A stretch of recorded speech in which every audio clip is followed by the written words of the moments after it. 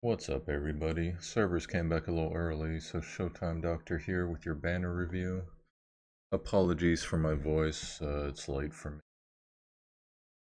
Been up all day. Forgot to turn.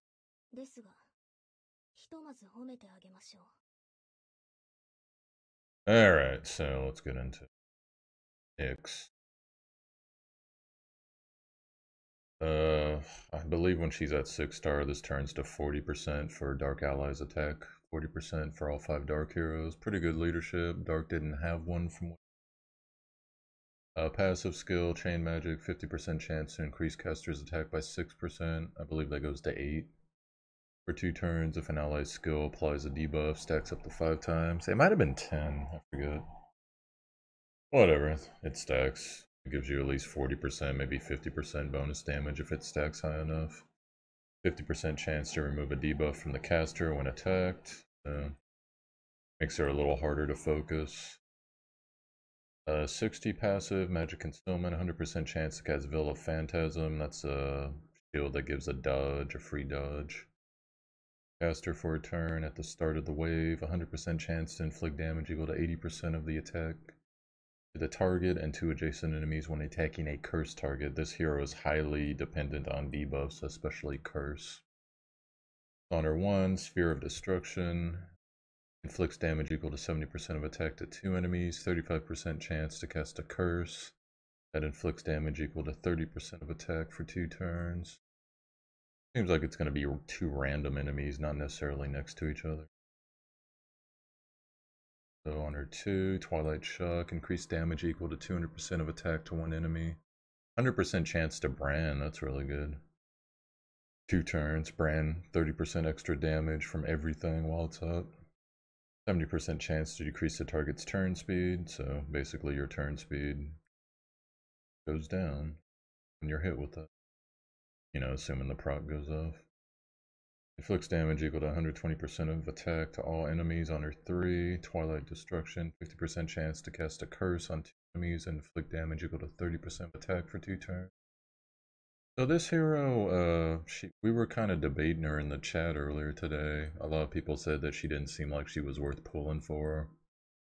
A lot of people were kind of excited. I would like to get her, but obviously my crystals ain't the greatest right now, so I mean, you know, we got 2 weeks and see if you got like a curse heavy team, you got yourself Cheshire, maybe a Skill Claire, Sinclair, the Cain, and obviously Mary. Then this girl will do well for you. And Mary's on the banner as well. We'll get to her in a second. Cain. If you don't know Cain by now, I've gone over it like 4 times, but I'll do it again real quick. Dark Light, multi-strike chance by 20 when he's at 6-star. Untamed Nature. Basically, whenever there's a healing effect that goes off. Oh, actually, yeah. He basically has a chance to proc this, and it'll basically increase his multi and counter strike chance. And then also stack his attack for every healing effect that gets him. And then his 60 stacks with that, 50% additional damage on support units. When Untamed Nature is awakened, has a 100% chance to absorb damage for a turn. 100% chance to decrease the attacker's recovery amount, so basically stops healing. Cain, really good PvP hero, rather situational PvE hero. There's healing effects, he'll do okay, otherwise he's kind of in PvE. On his 1, it's basically a 1 target, 35% chance to decrease recovery amount. On his 2, it's pretty much the same thing, but 3 random targets, you pick one. Or excuse me, 2 random targets, you pick one, it randomly chooses the other 2. Stops healing as well. On his 3, it's a penetration for 300%, so solid PvP hero. I have a feeling he'll always be a little meta, but yeah, no, you should know Cain by now. So Mary, if you don't know Mary, increase Dark Water allies attack by 20% at 6-star. Spirit Harvest, restore the caster's HP by, I'm guessing, 8 to 10%. When an enemy or ally dies, also increases the caster's attack by, I know that's 10%. That might be 8%. For 2 turns, stacks up to 5 times. So as people are dying, she's getting stronger. For 60, revive 1 time with 30% HP upon death and reset the cooldowns of all skills. So if she gets up, she's ready to nuke you. But she also gets the Curse of Spirit Callings, basically Looming Death. It can be dispelled though, but she's gonna die after 2 turns of it. Once per battle. On her 1, her 1's an AoE, or excuse me, a 2 target. Decent chance to put Curse up for 30% attack. On her 2, it's a 3 target AoE. Decreases recovery amount, and it will silence somebody who is cursed. And on her 3, it's basically a big AoE ult, 120% attack to everybody, 35% chance to make 3 targets unable to be revived.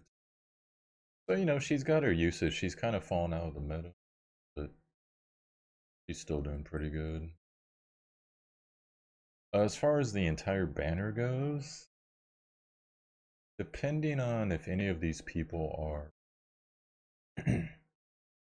Oh, by the way, once again, the pool rewards are up. You get the hero, the main hero at the end.